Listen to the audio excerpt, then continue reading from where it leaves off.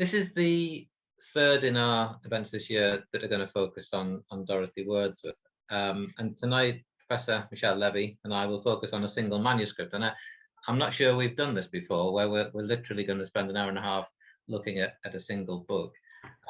We've known the manuscript for many years. It's known as Dorothy Wordsworth's Commonplace book. It's got a catalogue number of DCMS 120, which simply means Dove Cottage manuscript, number 120. And in our conversations preparing for tonight, we sort of discover more and more, and yet we've still got so much more to discover as well. And every time we look at it, we ask more questions. And we'd really like you, as it were, in Zoom world, to be part of that conversation. So if there are things that strike you as we're looking through this, please say so in the chat. By all means, ask questions. That would be good too. But what strikes you as you're looking at the pages? It could be pencil, it could be untidy handwriting, it could be all sorts of things that we wouldn't notice perhaps as well. So please do join in. We'd love you to join in. We'll probably take a break about 8:15 and we'll wrap up by 9 o'clock. And if there's time, we'd like to involve you in a bit of transcribing of the manuscript as well. And so stay for that if you would. We're going to bring in other evidence as well. So part of with it being part of an archive, in terms of identifying handwriting or dates, we can bring in other manuscripts in the collection. So we're going to sort of do a little bit of that as well. So if you're new to working with manuscripts, we hope you find that element of it interesting as well. So the Dorothy element will certainly be interesting, but we hope you find sort of the manuscript research practices interesting too. So there's few better people than Michelle to join us for this conversation tonight. Michelle's based in Simon Fraser University, Vancouver. She's a long-standing friend of the Trust, been to Grasmere many times. Her book titles include Family Authorship and Romantic Print Culture, The Broad View Introduction to Book History, Literary Manuscript Culture in Romantic Britain, and even just yesterday I received something in the post for the library, which is an edition of Studies in Romanticism that Michelle has edited, and the title of it is Romantic Women and Their Books. And there's an article in here by Alexis Wolfe, who was a researcher at Grasmere on Dorothy's tour of Scotland. So it's another wonderful investigation, detailed investigation of one of our manuscripts. And Michelle's also working on a digital edition of Dorothy Wordsworth with our good friends at Brigham Young University, and maybe we'll touch on that a little bit as well, Michelle. So a very warm welcome to you, and no stranger to Grasmere. No, definitely not. It was you asked me to think about when I first came to Grasmere, and I'm not sure if it was 2000 or 2002, but I came as a research assistant with Frederick Berwick, who ran the Wordsworth Summer Conference and brought UCLA students. And those of you who are in the field know that Fred recently passed away, and he was just an incredible force of nature in Romantic studies and really in the Lake District. So that was when Fred and Marilyn Gall were running the Wordsworth Summer Conference, and it was an incredible experience. The first conference I've been to where you got to hear amazing papers in the morning and walk in the fells in the afternoon. It was kind of like, you know, your mind sort of explodes at the possibilities. And just, you know, there's no better place in the world for that. And indeed, you know, over the years, I came back often to look at DCMS 120, as well as many of the other manuscripts. As Jeff sort of read the titles of my books, you can see that family authorship, I mean, it informed some of the earliest work I did. In fact, I think my first published article was on another manuscript, which was the Green's manuscript. And that was the paper I gave as a grad student, again, back over 20 years ago. And, you know, so inspiring was the Wordsworth Summer Conference and Fred's influence that I brought my own group of students in 2017. And I'm hoping, you know, if COVID manages to, you know, finally end, to come back with some students, perhaps 2023. So that's my history. Oh, the other thing I should mention is that I've also walked a lot in the Lake District, and a few years ago, actually with Jeff's help, I did the Cumbria Way with my family, and Jeff was kind enough to usher us to the start of the Cumbria Way in Ulverston. So that was a great experience too. That was a pleasure. We've actually drawn on your research on the Greens because one of our interns from Brigham Young University's just created our first online exhibition on the Greens of Grasmere, which I think was March the 19th, I think it was, to 1808. Yeah. And so she drew on your work. And maybe, Hannah, if we're able to find the link for that, people might be interested to follow it. But that's our first online exhibition. Yeah, so we've talked about this manuscript. Now, yes. A good question to ask you is, if you were on a bus towards giving this talk tonight and somebody said, what are you going to talk about? And you said, well, I'm going to talk about this Commonplace book. How would you describe it in just a sentence or two? What are we actually talking about here? Oh, yes. It's not easy to say in a sentence, I'm sorry to say, but you know, I think of it as a very important and personal book for Dorothy, because she gathered so many things that I think mattered a lot to her. And I think there's just so many stories that the notebook tells. So we're going to sort of try to delve into some of those today. But I sort of think I like the idea of calling it like a miscellany or even a scrapbook, because I think to me that really conveys the personal significance. And we'll talk about why that is. I think it's mostly in terms of the gathering of her own writing, her own poems that she brings together. But that was certainly what drew me to it, both like the miscellaneous quality, like there's so many different things that she puts together, but also the real care and devotion and ongoing working of her poems. So we're going to talk about that. Right. And I suppose we ought to give just a little historical context that we're talking about the 1830s mainly. We're talking about Dorothy Wordsworth in her 60s. In 1829, she'd suffered a severe illness. She suffered a severe illness in the winter of 1832-3, and again in 1835. So it's not surprising that many of the themes within the poem, not exclusive by any way, reflects, doesn't it, her life at the time. But she's living at Rydal Mount. She's living with William and his wife Mary, and living with Mary's sister Sarah. And these names will crop up obviously as we go through. Yeah, maybe just to say, we will come back to that. But another thing is that because this is Dorothy a little bit later, those people who know Dorothy might know her from the kind of younger Dorothy of the 1790s, let's say. And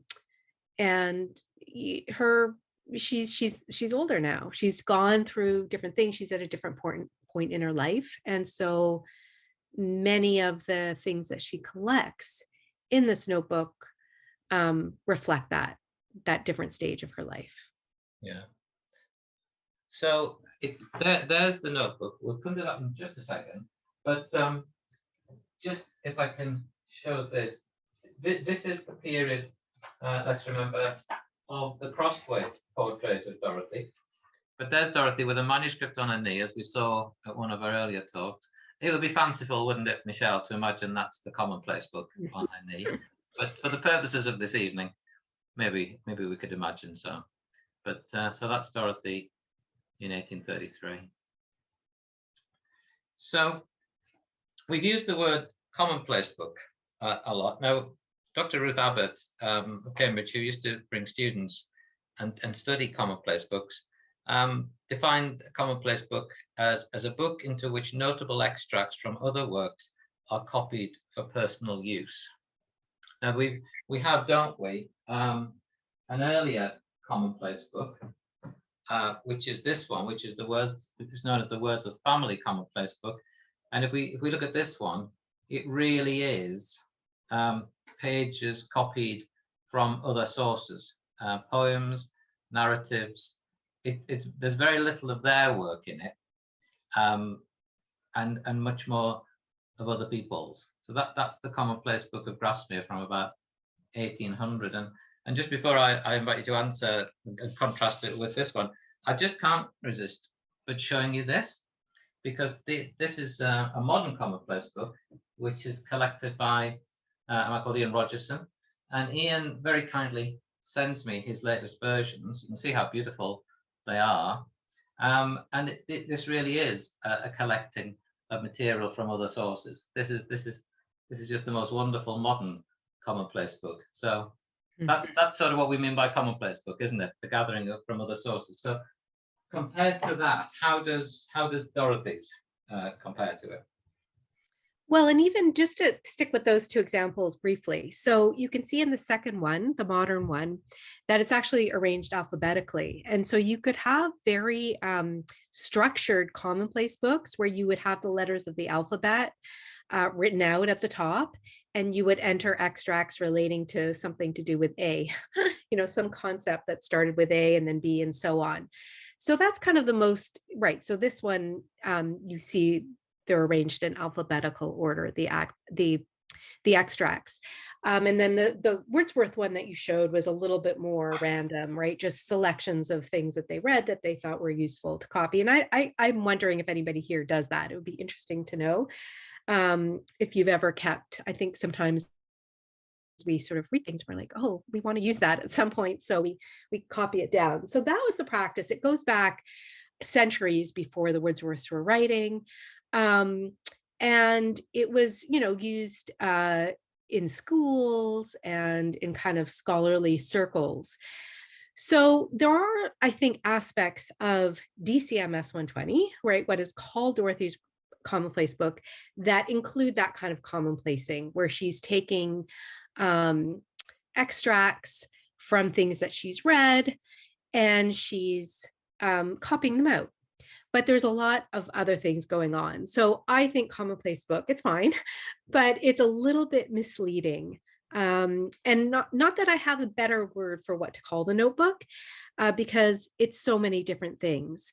I think I mentioned the word miscellany before, and miscellany was a term that was used widely in the 18th century, both in relation to print, but also in terms of manuscript. So you could have a manuscript miscellany, you might have a poetic miscellany, or you might just have a miscellany that collected a whole bunch of different things. And that's what this is. So if we try to break it down a little bit, there's things that she's read that she copies out. They could be epitaphs from tombstones. They could be other people's poetry. They could be newspaper articles. There could be recipes. So there's that kind of thing. There you see here, copy of Mr. Carr's statement. So that's an example of something that she's copied from somebody else. But what we also find in this notebook is that she also collects her own poetry. And I think this is what originally attracted me to this notebook, but it's also and what's kept me coming back to it is because of all of the many notebooks that the Wordsworth family kept and that Dorothy kept, this is the one where you find the greatest concentration of her own poetry. And sometimes it's a single version of a poem, sometimes it's multiple versions. And as we'll see, I think we're looking at a page right now, which is one of her poems. These are not what we call fair copies. Okay, so fair copies are good copies, clean copies. These are copies that she's constantly revising and reworking. So sometimes she does that with cancellations like you see here, where she's changing a word or questioning a word, or she'll do paste downs, and Jeff can show you those. I think there's one on the left there, because you see a bit of wax where she says, rather than crossing the whole thing out, she just sticks another paper on, a piece of paper on top, and starts again. So there's a paste down there. She might just start copying over again at another point in the notebook. So I think of the notebook, and the other thing that happens in the notebook is that we have other things that are not written on the pages of the notebook. So in addition to the paste downs, which are separate pieces of paper that are pasted in or glued in with wax, there's other copies, sometimes of her own poems, sometimes of other things that she either pastes in or maybe sticks in. And one of the things that's a bit of a mystery is that there's an example there of, you see another sheet of paper that has To Dora Wordsworth, which is one of her poems. It's copied out by somebody else and it's inserted. And we're not 100% sure if Dorothy inserted it or if that was a conservator. So there's all kinds of other little pieces like that that are added in the notebook right now. So I think of it as part scrapbook because it has all these extraneous pieces that are added in, part miscellany, part commonplace book, part working notebook, and part archival collection. And I say archival collection because really it's like a collection of much of her poetic output over the 2 decades in which she wrote the book. It's interesting that So, the archival word is a good one, Michelle, isn't it? Because you notice partway through that they are recording who's doing the writing, who's doing the transcribing. And that there's one here, which we just happen to be looking at, which right. I'm hoping it's in focus, but it says transcribed by Sarah Hutchinson, and then the initials are MW, Mary Wordsworth. So Mary's sister, Sarah's sister Mary, recording for posterity who's doing the writing. And Dorothy too, isn't she? She's very keen, isn't she, sometimes to record just when she copies it out. It's not necessarily when something's composed, but she's just recording the history as she goes along. Yeah, it's very, I think it's very kind of touching to have that and important to have that because sometimes we don't realize there's all kinds of labor, both physical labor, but also what I call effective labor involved in transcription. So it reminds us that there was a community around Dorothy, often of women who took an interest in her writing and really wanted to see it collected and preserved. And so here we have a notation that is showing us the labor of that copying, right? By acknowledging that somebody else has copied out the poem. And that was just, it was very important we know that Dorothy did a lot of that for William, but other women in the household did it for Dorothy. There's something else that we've discussed, isn't it, as to whether this is a public book or a private book. And we've got in the collection several, well, I guess what we might call albums. This is a nice example. So this is Dora Wordsworth, of course, William and Mary's daughter, Dora. And this is an album of verse. Have I got this the right way up? So one can imagine that an album like this would be, well, it's written in by many different people. There, for example, is Sir Walter Scott, the last verses that he wrote in Dora's book. But all the writing is different. There's a watercolor by William Westall in there of Rydal Mount. But this is a different animal again, isn't it, Michelle? It's the other one is very much more of a private one, as opposed to verse by different people that you might sign when you paid a visit to Rydal Mount. Yes, so that's a great comparison because this would be, you can see that I think they're mostly very fair copies of the poems. And Samantha Matthews has a recent book about this kind of album culture. So it was a different kind of thing where you would be asked to contribute a poem, and it's a bit of a performance. Even though some people, they thought about it in advance, they didn't necessarily, do it extempore, but you would be asked to contribute a poem, right? Maybe on coming to Rydal Mount or upon leaving.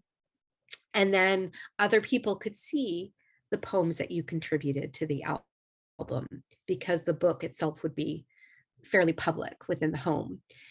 I don't think this is what DCMS 120 is, partly because for a few different reasons, because we see so much evidence of that reworking and revising and thinking things through.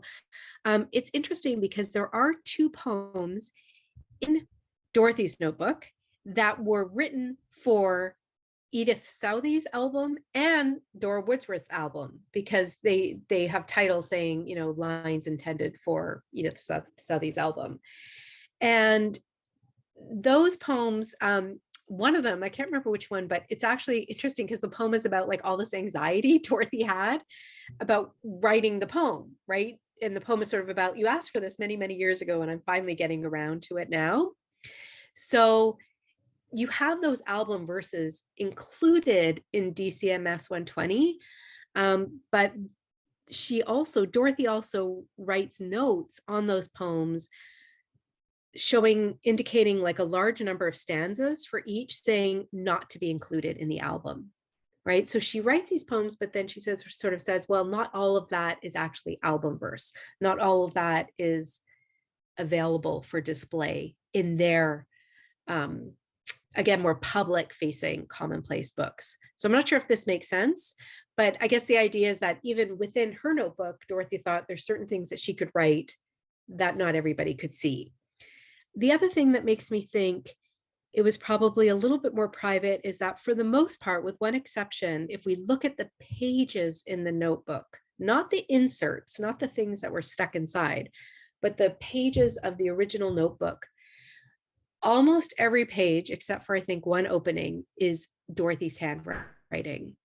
So to me, that suggests it wasn't really a notebook that was passed around, right? That she let other people contribute to. Again, the one exception is the Hutchinson page, if I could call it that. And I think maybe, Jeff, you were going to talk about that. I'm not sure if you're going to talk about that now or a little bit later, but. Let's come to that. Let's having sort of established its kind of purpose and who was involved. Shall we turn right back to the beginning and think about how did this book come to be in Dorothy's possession? Sure. So there's the front cover. Now you can see perhaps that it's been rebound by a conservator. I think that was probably done, I'm going to say, in the 1970s. The label on the front has been largely lost. A lot of the marbled paper on the boards has been lost. The conservator has repaired the corners. You can see there that this has got a new corner, and there's been no attempt, as it were, to mimic the original paper on the cover, but there is a different paper put in to be aesthetically pleasing, but not in any sense to try to con anybody that's the original. So it's obviously been quite battered in its time. The corners have really suffered damage, and so too has the label. Now, Michelle, you're going to have to help us read this label. I'm not sure how readable that is. Is that readable? Wrong way. Let's try that. So what does it say on this here label? I think it's, well, Grise Fille Année. Yeah, so I agree. And I think that's the name of the bookstore. And then on the right, does it say Bibliotech? I think it says, could it say library? Library, yeah. And on the left-hand side, the name of the place. Boulogne-sur-Mer. So where does that take us to? What moment? Okay, well, yes. So we know that Dorothy was there in Boulogne-sur-Mer in November 1820 after her continental tour. And we kind of know a little bit more than we might otherwise know about her stay there, because while they were there, they were waiting for a packet to take them back, and the packet couldn't sail because it was very windy.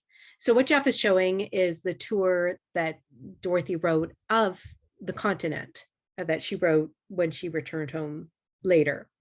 But I'm going to read to you a little bit from her journal of a tour of the continent from 1820, where she describes what happens in Boulogne. So on the day fixed for our departure from Boulogne, the weather being boisterous and wind contrary, the packet could not sail, and we trusted ourselves to a small vessel with only one effective sailor on board. Even Mary was daunted by the breakers outside the harbor, and I descended into the vessel as unwillingly as a criminal might go to execution, and hid myself in bed. Presently our little ship moved, and before 10 minutes were gone, she struck upon the sands. I felt that something disastrous had happened, but knew not what, till poor Mary appeared in the cabin, having been thrown down to the tops of the steps. There was again a frightful beating and grating of the bottom of the vessel, water rushing in very fast. A young man, an Italian, who had risen from a bed beside mine, as pale as ashes, groaned in agony, kneeling in his prayers. My condition was not much better than his, but I was more quiet. Never shall I forget the kindness of a little Irish woman who, though she herself, as she afterwards said, was much frightened, assured me, even cheerfully, that there was no danger. I cannot say that her words, as assurances of safety, had much effect upon me, but the example of her courage made me become more collected, and I felt her human kindness even at the moment when I believed that we might be all going to the bottom of the sea together. And the agonizing thoughts of the distress at home were rushing on my mind. My brother, thinking it would be impossible to save his wife and me, had stripped off his coat to be ready to swim. But what was our joy and thankfulness when he came into the cabin to tell us that the retreating tide would soon leave the ship bare and all was safe. No more water came in, and in the course of half an hour, carts were seen on the shore in preparation to come and take us away. And a little more time, and we were summoned on deck, and very soon the Irish woman and we were seated on our luggage. How pleasant was the jolting and the noise of the cartwheels over the rocky bed of the sea, now dry. Thus we drove through the streets of Boulogne. And they stay there for another 10 days, I think partly just waiting for the weather to turn, but also maybe just getting over the trauma of that near shipwreck. So it's just a wonderful passage, I think, of, really showing Dorothy's incredible skill at describing the drama of this aborted sea crossing. But that's how we know that she was in Boulogne for 10 days. And we know they didn't come through Boulogne on the way there. They sailed from Dover to Calais. So I think we can be fairly certain that this was purchased in November 1820 when they were then there for 10 days. And, it's possible, Jeff has suggested to me, maybe she bought it thinking she would copy her tour of continent into it. That's not what ended up happening. But over the next many years, most of the entries are sort of dated to the 30s, as Jeff has suggested. Well, really 1826 to 1832, but we have entries up until 1840. So she's using this book over a 20-year period. And the other thing to say is that she doesn't seem to sort of dive right in and necessarily start using the book right away. When we were talking about in the preparation for this, so some of us, well, I certainly like sometimes hoard notebooks. I'll buy them and I'll keep them, saving them for a special day. And I wonder if that was a little bit of what this was. The other thing is that this purchase of a stationer's notebook, and just so I can say that we know that this Griset ANA was a stationer, a bookseller stationer at the time, and indeed, booksellers often sold things like this, stationery as well. That this was very common. These were commonly sold in the period, commonly purchased. And my sense, and Jeff can come in here, I think, and back me up, is that the Wordsworth really liked bound notebooks. I mean, we do have Dorothy writing in other forms as well, but I think there was something about the notebook form that was just handy for them. That was something that they could easily go back to. They could remember which notebook they were using for which purpose. And maybe it served a bit of an organizational function as well. So we find many of the manuscripts that the Wordsworths worked on were notebooks, and even store-bought notebooks like this. We often find, don't we, that when they begin their notebooks, the handwriting on the first page or two is beautifully done, like many of us might do. You start a new notebook and you want it to be your best. So there would be perhaps leaving the first page or two blank. Well, maybe not, but nice writing to start with, and then if we then think about them coming back to it over many times, it starts to get a little scrappier. That's in effect the first page. And on the inside cover, even scrappier again. So that seems to me fairly typical with the way they do things. And maybe again, that's very human, that we start off with good intentions. We get a little relaxed with it. I wonder, Michelle, if this is the moment where we might just sort of have a flick through and sort of see what we come to, and sort of maybe comment on we go, and maybe people in the webinar might like to comment in the chat as well. I'm struggling to see the chat because I've got this camera on, but maybe Hannah or yourself could report what's said. So the first thing that strikes me about this notebook is just how messy it is. I don't know of other notebooks that are quite so messy, with so many ink blots, as it were.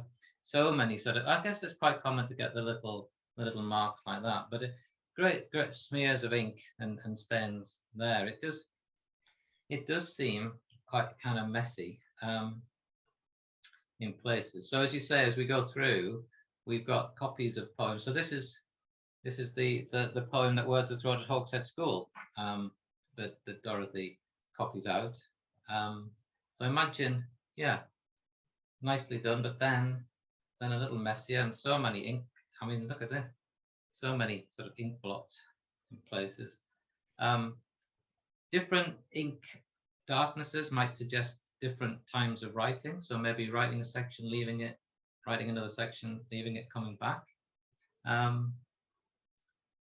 Revisions, returning. We go through, very nicely written. But these are all sort of 1830 entries or thereabouts. And then this is interesting, isn't it, Michelle, how she's actually copying from somebody else's Commonplace book. And I don't know how she would come to be in the company of somebody else's, of Countess of Glencairn's Commonplace book, but somehow. Well, here you see extracts from the Commonplace book of Isabella, Countess of Glencairn, who died at Boulogne after a residence there of several years. So I'm wondering, and there you have a date of January 17th, 1820. So it's possible that this is copied when she's in fact in Boulogne, right? Because maybe while she's there for those 10 days, people are showing her things, curiosities, and one of them, if somebody there still happened to have the Countess's Commonplace book. But I think that this is kind of an interesting moment because it suggests, at least after the death of the kind of owner, the compiler of the Commonplace book, they could be shared, right? Because here she's allowed to take an extract from somebody else's Commonplace book. But I think this is also, this is kind of typical in the sense that we can maybe make suppositions, but we really don't know when this was copied, how she came into contact with this particular other manuscript, or even really what its significance is to Dorothy. So there's a lot of material like this, like she'll talk about cures for cholera, or talk about like copy out extracts. And it's sometimes very difficult to know why she was interested in that. Why did she think, that was worth taking the time to extract and copy out? And I think that you use the word, Jeff, messy. And Margaret Ezel, who's a scholar of early modern Commonplace books, actually uses that term. She calls them messy books. And she says for that reason, and she's sort of thinking about 17th century women's books that could be partly recipe books or journals or miscellanies, that her argument about them was that because they were so messy, like not just messy, hard to read, messy, illegible at points, but messy in terms of like, what is this material? How does it come together? That they've tended to be ignored because they're just really hard to wrap your mind around. And I think that's one of the reasons why, it's taken me a long time to try to come to grips with this book, and why there's still so many questions, because I don't think Dorothy's, she's not keeping this book for us to look at and understand exactly what she's, what she was thinking. She's keeping this book for herself. And again, she's keeping it over 2 decades of her life that were very, rich and full, but also saw lots of ups and downs and lots of change. So I think it's hard to know. I don't really see necessarily an organizing principle. The other thing we don't know is we don't know when she copied things, but we also don't know in what order she copied things. So we might think, oh, we have a notebook. We start at the front of the notebook and we just write sequentially. But I'm sure many of you with your own notebooks don't do that, right? Maybe you sort of have an idea and like, oh, I'm going to start that in the middle or a few pages in, or maybe at the back of the notebook.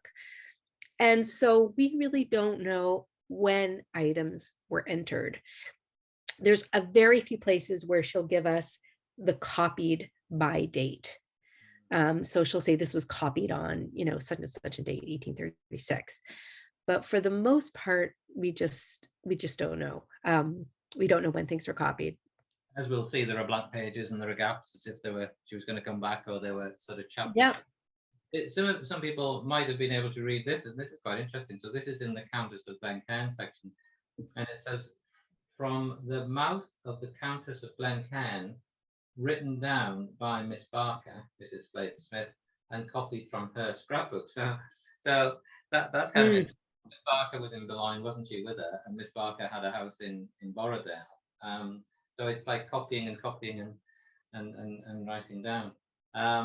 That's really interesting. I'll just go. I know it's a bit blurry on the screen, but just to give people a sense of different sizes of writing, as it were.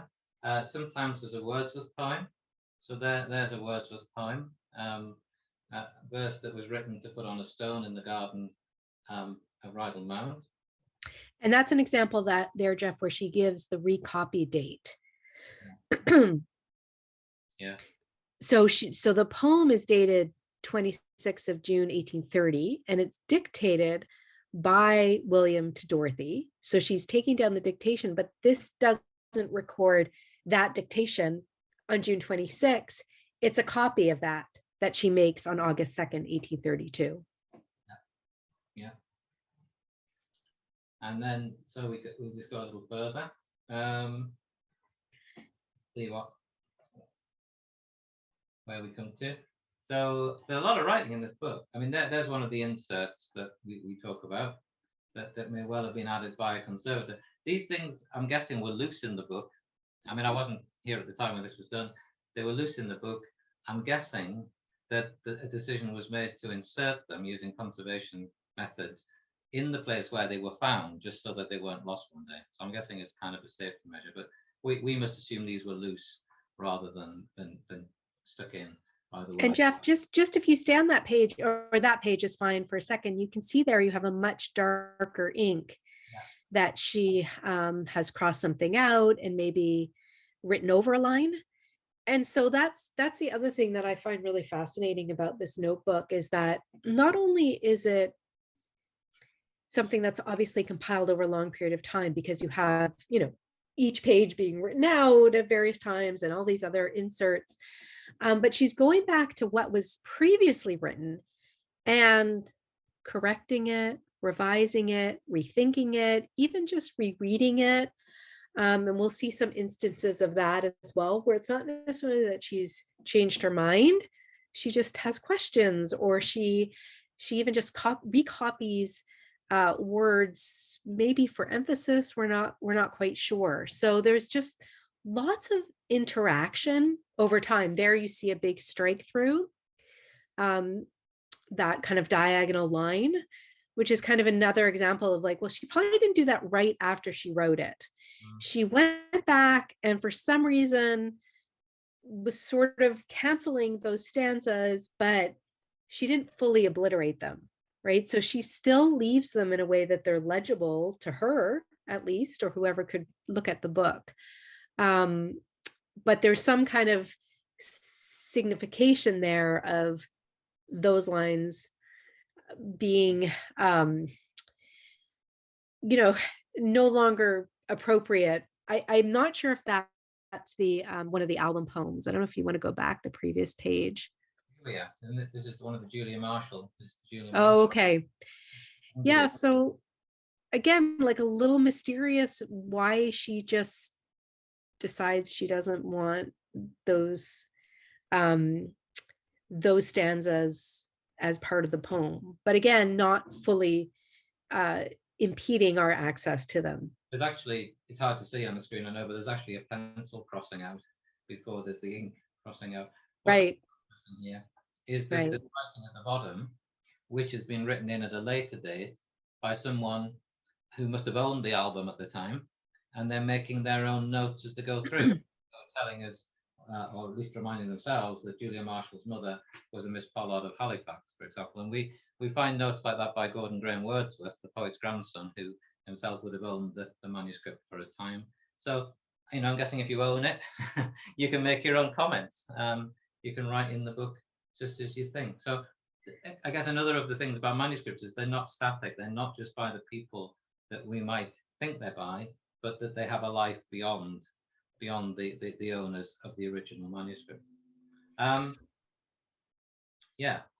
And just to go back to that idea of the messiness, I mean, I think for those of us who, you know, to the extent that we engage with literary culture or writing from this period, you know, it's often through print, and print is public facing. It's oriented towards an audience.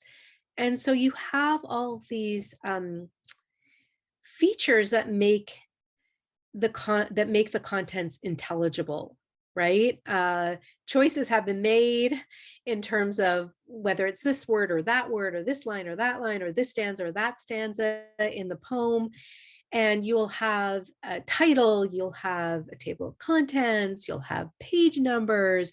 You sort of pick up a book and you know what to do with it. You know where you're supposed to start. You may not necessarily start at the beginning and go through to the end. But this book really wasn't, manuscripts often, and this one in particular, weren't really written for an audience in that way. Just to answer a question that I see in the chat, was there just one Commonplace book and has it been published? Dorothy kept one Commonplace book. I mean, there were many other, Jeff showed you one earlier that was Dora Wordsworth's, and you know, there were many other Commonplace books, but there's only one that is known as Dorothy's Commonplace book, and it has not been published. So some of the poems that are included in the Commonplace book have been published by Susan Levin, both in her monograph and in her Longman cultural edition of Dorothy's writing. So there have been, you know, republications of part of it. And that's one of the things that Jeff mentioned at the beginning, that I'm working with Nick Mason and Paul Westover on a digital edition that will include this notebook. So that's, it's got no contents page, it's got no index. When it came to the Wordsworth poems, the Cornell University Wordsworth series, the work was the publications were done not on a notebook by notebook basis, were they? They were done on a poem by poem or collection of poems. Yeah. Basis. How are you going to approach this particular notebook? Is it the notebook itself is going to be the entity that you deal with? Yes. So interesting history here that I learned was that the Cornell Wordsworth, which is the standard scholarly edition of Williams' writing, they wanted to do a notebook by notebook. That was how they originally wanted to do the Cornell Wordsworth. So take a notebook, transcribe it, and that's what would be published. But they changed their mind and they went on a poem by poem basis. So that means, you know, and obviously there's advantages and disadvantages to both, but any given poem might appear in multiple notebooks. So, and the same thing is true of Dorothy's poems. So not all of them, but some of them appear in different versions in different notebooks or on loose pages. So what Susan Levin did, and I think her book is Dorothy Wordsworth and Romanticism, where the poems were first republished, is she sort of looked at different versions and didn't really come up necessarily with like one definitive reading version, but gave variants. So she was sort of going more on a what I would call like a poem-centric editing basis. What we're doing is we're doing a notebook centric edition, at least in terms of the poetry. So this is one reason we've chosen the CMS 120, because again, it contains, the largest collection of her poems, and particularly of her, well, it's the largest collection of her poems. It has almost all of her unpublished poems, because a few of her poems were published in her lifetime in collections of her brother's poetry. So a few of those poems actually already had seen the light by the time she got this book. But my feeling, and you sort of get a sense of it by looking at a poem like the one in front of you, is that this poem for her niece's album doesn't really exist in a final form. And I'm really interested in the poetry as it exists as part of a kind of ecosystem within the notebook, and not necessarily as it might exist in some manufactured presentational form. So some people might argue that that's a bit of a dereliction of my duty as an editor. That I should say, well, here's what Dorothy meant, right? Here's the best reading. Here's the best interpretation of what she wanted to say in the final version. But because I'm very interested in the study of manuscript culture and what it meant for Dorothy to go back and revise, and also because of the fact that for many poems, there are multiple versions of them. And Dorothy didn't make a final decision. She didn't say, this is my choice. I sort of want to put them all out there. And I want to put them all out there with the cancellations and the notes and the queries and all the other things that are on them. So, yeah. So, I mean, that's the argument, that we don't pick a poem by poem basis. And that's why in the digital edition, we won't have every single poem of Dorothy's. And you're also not going to have, I mean, I won't say this hasn't necessarily been 100% decided. We'll have to see what Romantic Circles, who's publishing it, think in the final analysis. But my inclination is not to publish what editors call a reading version, which is like a clean version with all of her uncertainties or cancellations and revisions cleaned up. So thinking about mysteries and thinking about reading text, you and I have been looking at these sheets, and in the album, as we've seen, there are these blue sheets which seem of a much more modern paper.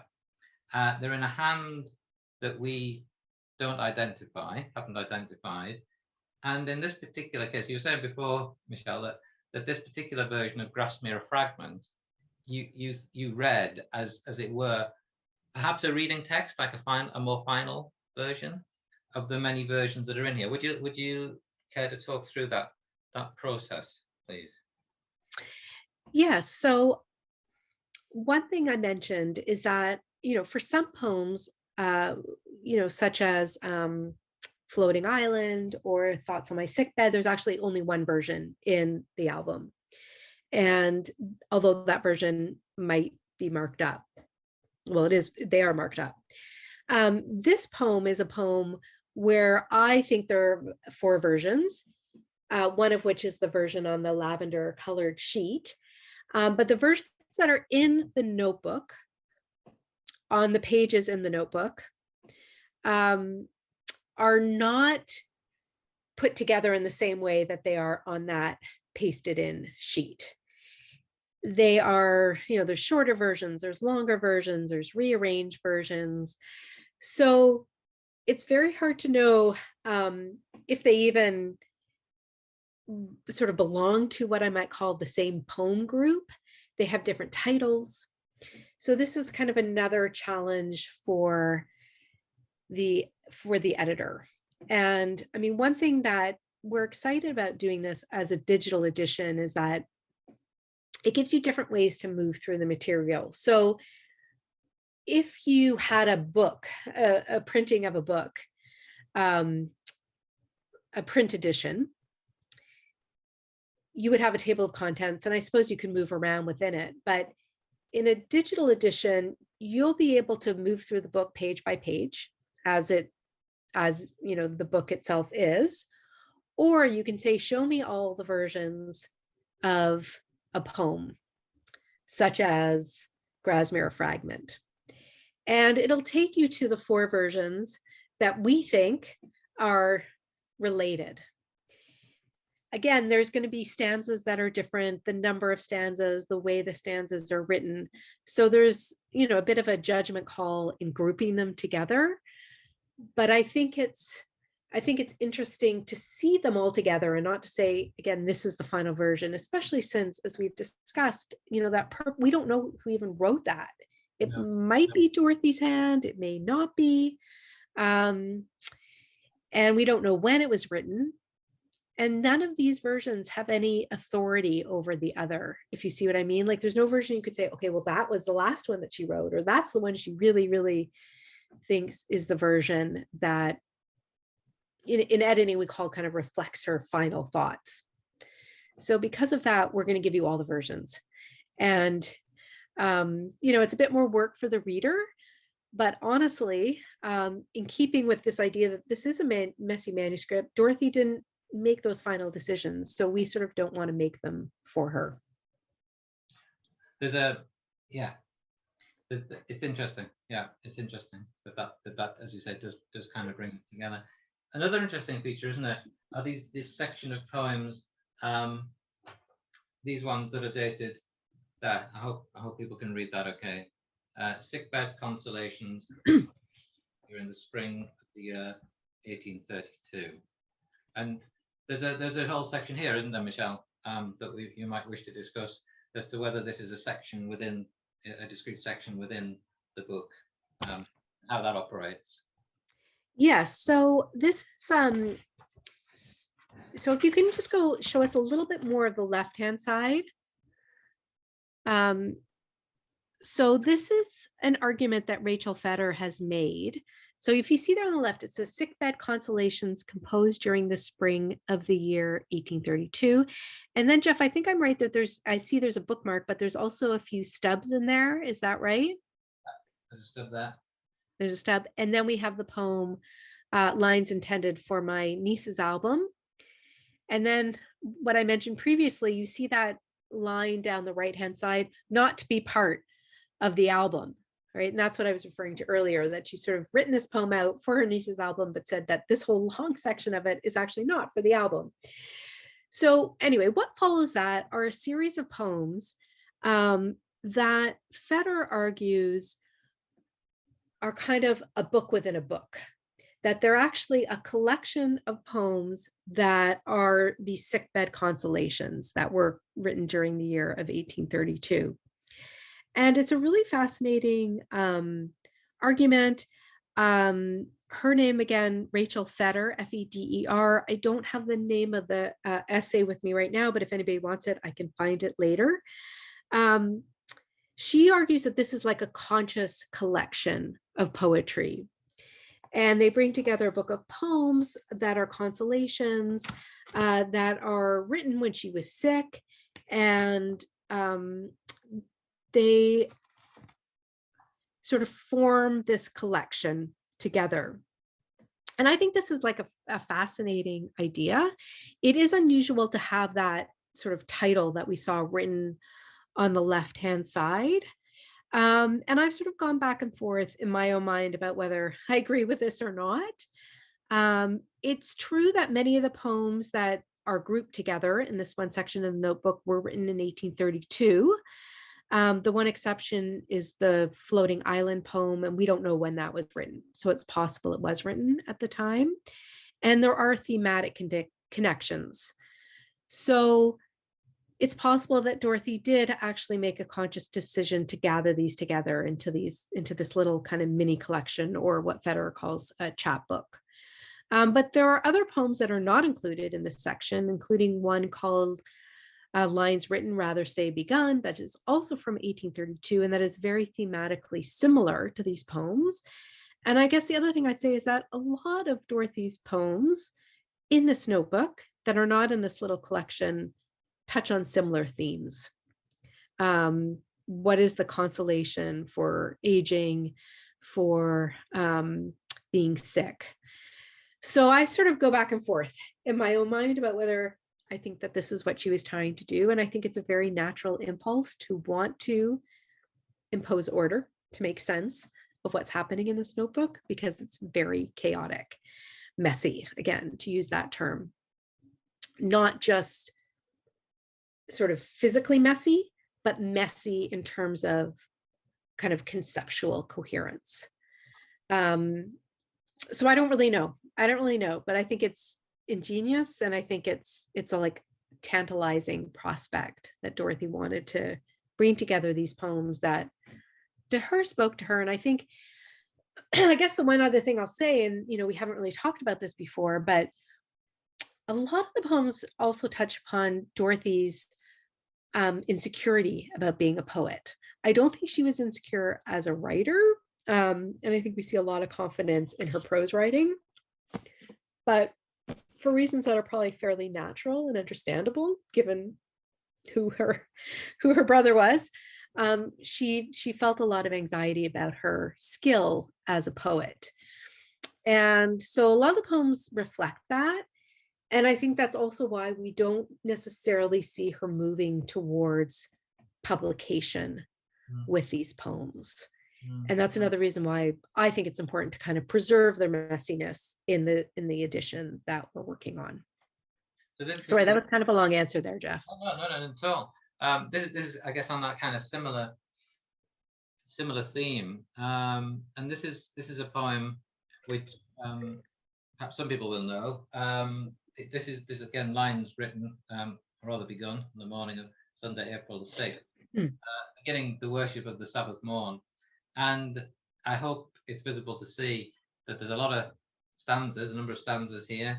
Here's another example of the paste down, where lines underneath have been overwritten, literally, with another sheet of paper stuck down and pasted down with wafers that we used for sealing letters. And then on the next page, this poem continues. I hope, again, you can see. So you can see those wafers again. So you know that there's another paste down coming. So there's a paste down that goes over the top. So many revisions. But what's very interesting in this instance, and I'm just thinking, Michelle, it's not a form of publication, but it's a form of sharing in a kind of way.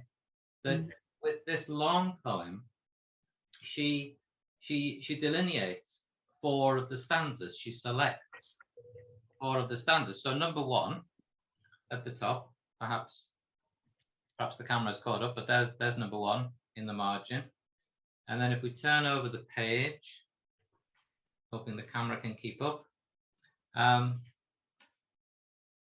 there is number 2 stanza.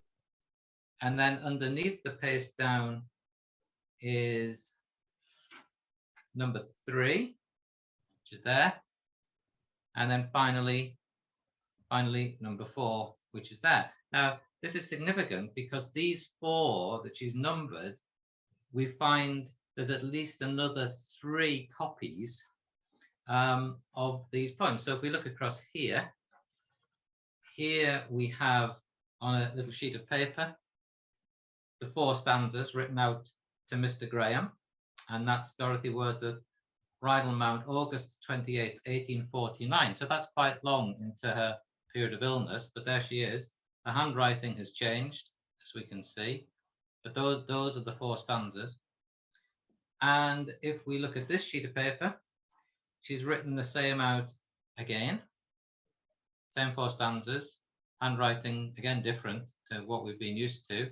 And again, there's the archive moment, composed and written by D. Wordsworth at the top. And then a few years ago, we acquired another book, and this is a copy of the 1820 Dudden Sonnets.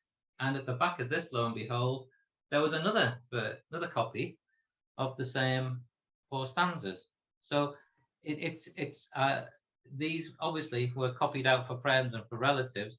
And the interesting thing here, one of the interesting things, is to Mr. Monkhouse. So that's Mary Wordsworth's cousin. But the date, 1845, it looks like. If you actually look underneath the dark 4 and 5, you'll see it says 1831.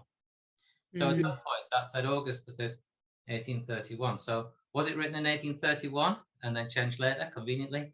Or was it really 1845, but Dorothy put the wrong date down for whatever reason? I can't imagine. But it's just interesting that these 4 stanzas were clearly copied by Dorothy for her friends.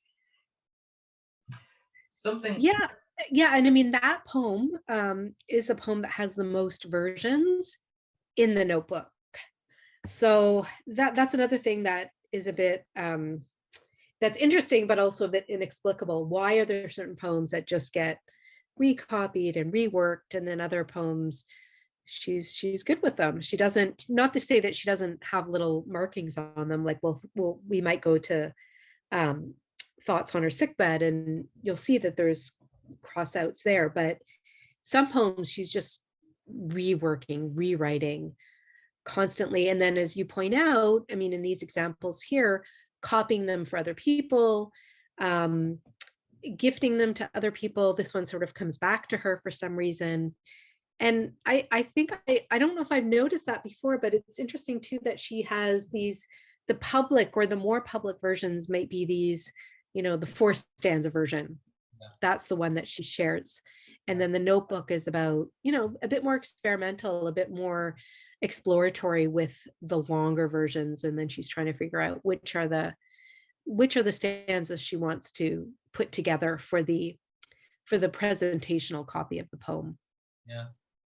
One of the other joys of the notebook was there was 2 poems by the Ancient Mariner.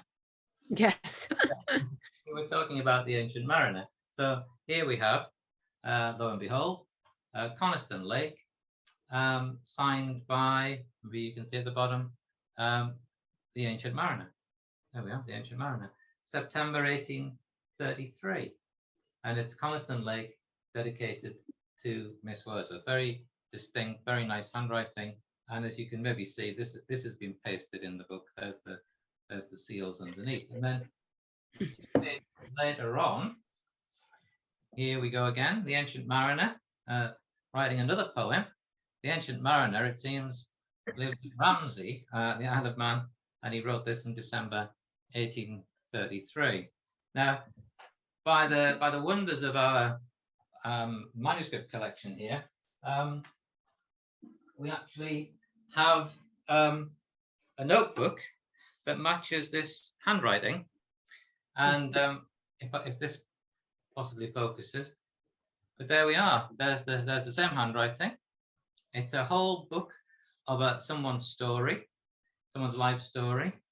There we go. Maybe you can see at the bottom, it says Ramsey, Isle of Man, bottom left-hand corner, December the 24th, 1834.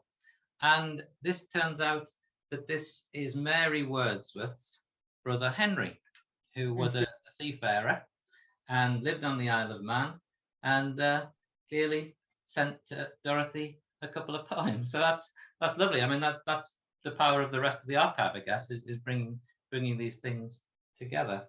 Well, and there, I mean, Dorothy would have known who it was, right? She would have had that context. She would have known the handwriting. She would have known, oh, he signs himself the Ancient Mariner as their sort of inside joke.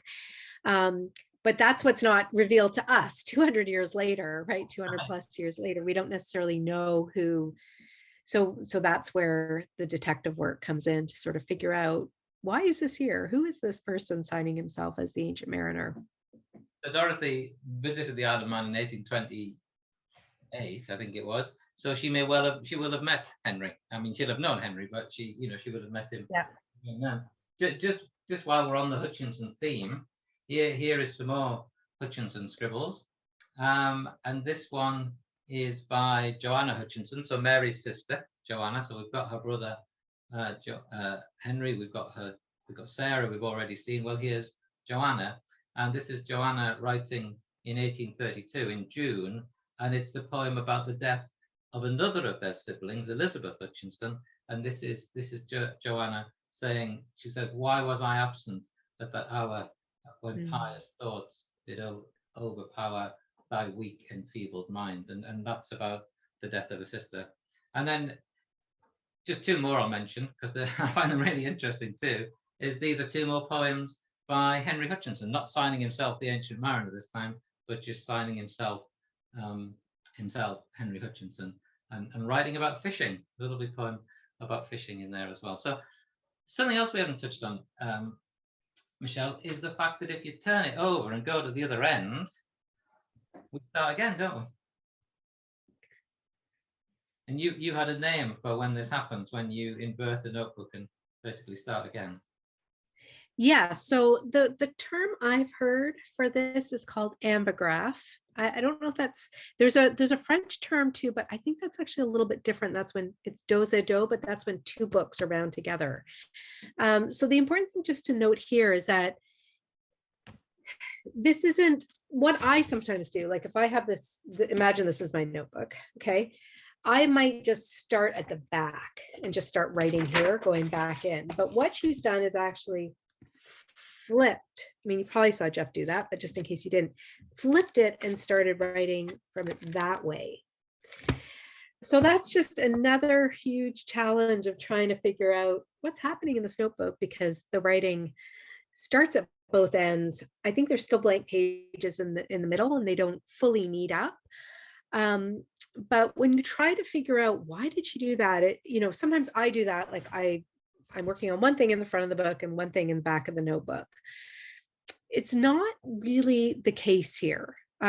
She's sort of doing the same thing. There's some excerpts, there's some of her own poems from both ends. It's also not like it's clear that there's a different temporality. Sort of, she starts in the front of the notebook in 1820 and then comes back to it in 1830. They seem to go back and forth in terms of the dates as best we can make out. So we don't really know. I think it's longer from the front side, like there are more pages used. And by front side, I mean the side with the label. But this is just, I should say, like, this is another aspect of the book that makes it very messy and also makes it very challenging for digitization. So I think, the Wordsworth Trust has digitized their manuscripts and they're available, in a subscription-based service. But it's very hard to tell when you look at that PDF that it flips in the middle, right? So this is where having Jeff with the notebook, or, if you're ever able to, actually going to look at the notebook is very helpful, because it's hard to get a grip on what's going on when you look at it in any other way. What I haven't done so far is given any sense of size. So there's so if we look at it, that there comes out at 190, 200 millimeters across, and then the height of the notebook is about, let's say, 265 millimeters high. So that gives some sort of sense. I've also just noticed on this page all this pencil writing, and if we think that the pen writing is difficult, the pencil is a challenge again, isn't it? So you're trying to read pencil writing on top of at least two layers of ink, because there's some ink, faint ink under there, dark ink, and then on top of that you've got the pencil in much larger writing. So it is like an archaeologist sometimes trying to uncover these layers to work out the history behind them. There's Miss Barker's White Salve as well, the Miss Barker of Boulogne, and she of the copy from Notebook.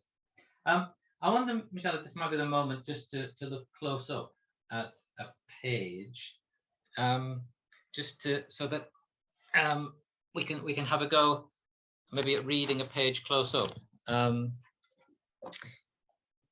maybe to the sickbed poem. Yeah. So what we noticed on this, well, maybe people would like a moment to try to read it. Maybe if people would like to have a go at reading this stanza here with joyful heart.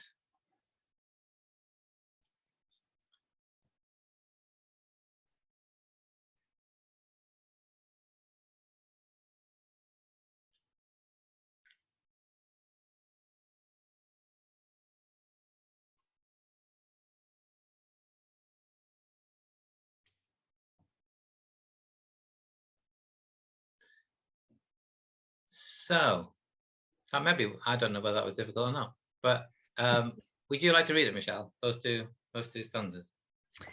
Sure. With joyful heart in youthful days, when, oh God, first, fresh? I thought it was fresh. Fresh each season in its round, I welcome the earliest celandine glittering upon the mossy ground. With busy eyes, I pierce the lane in quest of known and unknown things. The primrose, a lamp on its fortress rock, the silent butterfly spreading its wings. So we've got some clear revisions, haven't we? We've got a revision sort of about there, where the word replaced something. We've got the word spreading. Somebody underneath will know, somebody in the audience will know what that says underneath that crossing out. What could it be? Silent butterfly, something its wings. But what's interesting too, isn't it, is that we've got the word silent introduced at the beginning of the line, and then we've got the word silent in pencil at the end of the line, also probably in Dorothy's hand. So she's kind of making sure that somebody knows what it says. And similarly with a lamp, isn't it? We have a lamp there telling us essentially what lamp says there.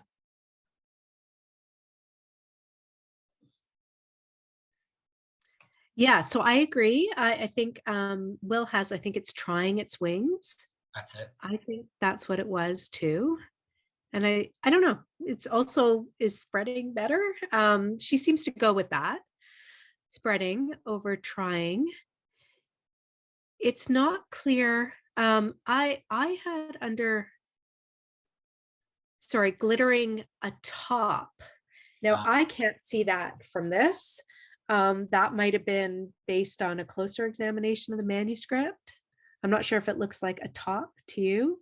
You can imagine it was. Now you've said it. I could imagine it. Okay. Because sometimes she crosses out the same word and just says, okay, I was right the first time. So it could have been upon. But sometimes you can sort of see if the T, rises above the line, maybe it was a top. Mm. And then we've got breath, I'm guessing there, replaced with noiseless breath. But that could almost be a transcription error, isn't it? Where she's missed the word noiseless out as she's writing it out. So she's just thought, yeah, cross it out and write what she meant to write there. Well, okay. On my transcription, I had breath.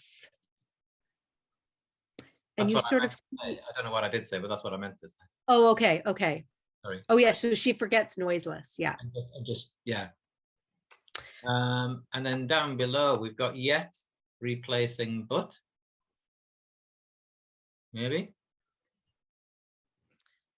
And then we also, but then we have but rewritten in pencil. Yeah. And but there, yeah.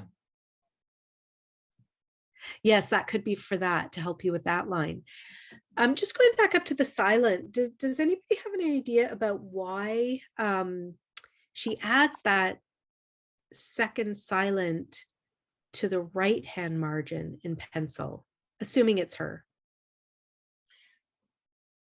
Oh, that's an interesting idea that Francesca has. Does she add the suggestions in pencil and then go back with them in ink? So it's that way around. There we go.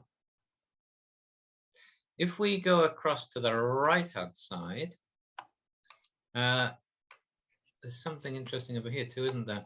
Where there's queries. Talking about that before, weren't we? Right. So no, I'll just read the last stanza. So no need of motion or of strength or even the breathing air. I thought of nature's loveliest scenes, and with memory I was there. So that that notation with the question mark, I think that's a cue. And so she's saying query question mark haunts, I think, instead of scenes. And then she has the question mark again there, scenes.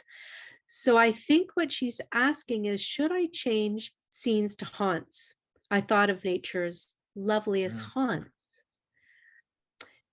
And this is an example of what Sharon Cameron, who's a Emily Dickinson scholar, calls choosing, not choosing.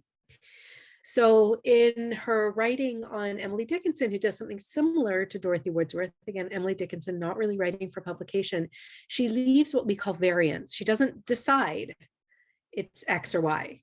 She sort of leaves them out there. And again, Cameron calls this choosing, not choosing. And I think here she's sort of choosing, not choosing. Is it, what is better, scenes or haunts? I haven't really decided. And example. Go ahead, Jeff. Sorry, though. There's the. I'm now thinking about this in a different way. But yeah, she's making her pencil suggestions before she makes the ink suggestion. There's a question for you in the chat, Jeff. Yeah. Gillian asks, has the manuscript been X-rayed for palimpsestic layers? It hasn't, and it would be fascinating to do it. The if it's very expensive, I understand, to do, and the one that we would love to do is of course the Grasmere Journal, where there is the account of the wedding, Dorothy's account of the wedding, where it's very heavily crossed out, and it would be wonderful to do that process with that. Yeah, that's a great idea. Yeah. Jeff, can I ask you a question, just going back to something Bruce asked in the chat? Did you look for a watermark? I seem to recall, maybe I couldn't find one before, but is there a watermark in there?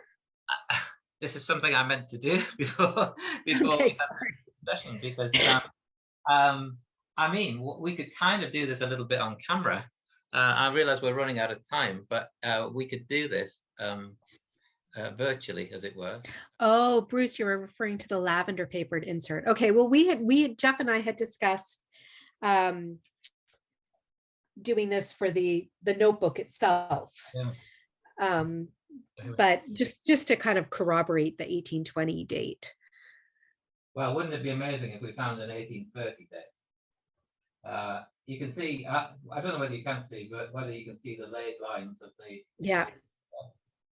There's no paper maker. There must be a good 100 or more pages in this book. Yeah, this might take a while. We gotta go past the 9 o'clock watershed.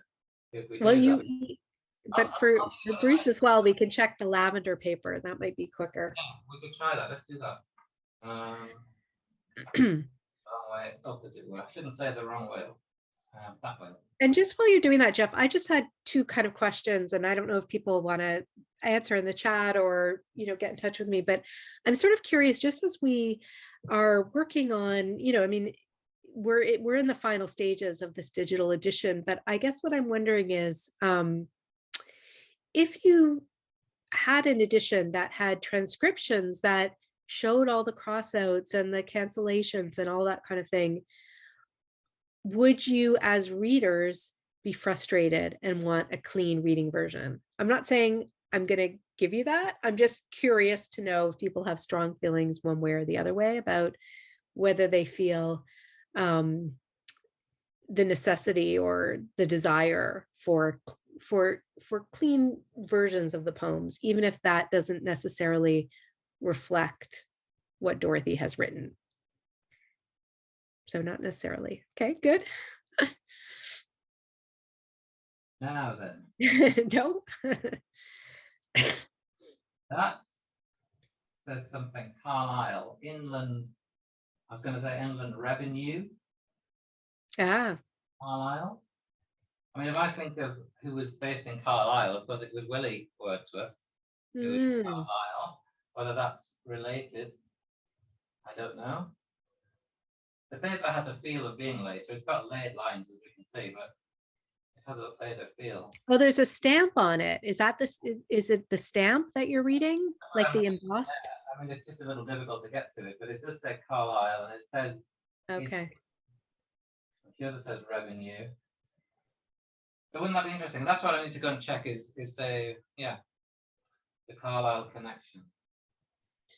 And just to say thank you, Gillian, for that comment. I mean, that's sort of where I'm at too, that I'm interested in the process, and I'm interested in the idea that the poems aren't fixed. And she could have made them, she could have decided, she knew what happened when her poems were printed and how there was one version that was printed of them. And she didn't decide to do that with the poems that are in here. So I think, yeah, I think that's why as is engaging with the notebook, the digital edition might be a little bit disorienting or unusual. I mean, there is a Coleridge edition, isn't there, that does that, which has every version of every line. Yeah, it's yeah, like 5-6 lines deep, and it's kind of unreadable. yeah, I know. Isn't it? But as yeah, it would be useful. I can see the interest in having it in 2 lines. I'm very conscious that we're up to 9 o'clock, and I'm conscious that I haven't paid attention to the chat or any questions. Could I ask Hannah, how are we up to date with questions or comments, or are we good to close? I think, well, I know we've answered a couple of questions from Bruce. I don't know if we've properly answered this one yet, so maybe you can tell me. Bruce asks, are you able to find watermarks on the paste downs? So I think we've done that. Yeah. Well, we haven't paste downs particularly. We've looked at the inserts, but we could look at the paste downs as well. Yeah. But that's a good point. That's a very good point. Yeah. Yeah. There's enough of them, and they're loose enough that we could do that. I think the other thing that we were talking about, wasn't it, was there's an awful lot of prose in here, like Lady Glencairn's extracts. And if anybody would like to transcribe it, we'd be very happy to send the JPEGs out to you. And if you would like to transcribe it and return it, that would be very marvelous, because there's a lot of work in that, as well as the poetry. Yeah, just to say that one of the horrible compromises we had to make, and one that really goes against almost everything I believe in, is that I've done the work on the poems. I've extracted the poems from DCMS 120, and that's what I've transcribed, and that's what will be in the digital edition. So I have a table of contents that sort of tells you the title of the other sections, but I don't have transcriptions, just because, as you can see, I think from the last 90 minutes, there's a lot of text here. But I would love to have those other sections transcribed. Yeah, well, that would be a marvelous resource for our website if we could do that. Yeah, but have it in the round, wouldn't it be wonderful? I mean, I hope we've sort of started something. You know, I've found it absolutely fascinating doing this. I haven't mentioned also there's a Sarah Coleridge poem in here, or at least a Sarah Coleridge transcribed poem in here as well. So that's kind of interesting. But as you say, it's mostly Dorothy. It's 99% Dorothy. We probably should draw to a close. I have to say to you, Michelle, I've just loved that every minute of that. I've just loved looking at this manuscript. I've loved the preparation for it. I've loved taking the time to look at it, and I've loved you bringing it to life for us. And the work that you've done on it really is phenomenal to structure it as you've done, and to provide that contents list and the linking of the poems within it, and the looking at it through your eyes has been absolutely illuminating. So thank you very much. Thank you so much, Jeff and Hannah and the audience. It was great. And if anybody wants more information about the work that we're doing, just reach out to me. Good night, everybody. Bye night. Good night. Thank you so much. Bye night.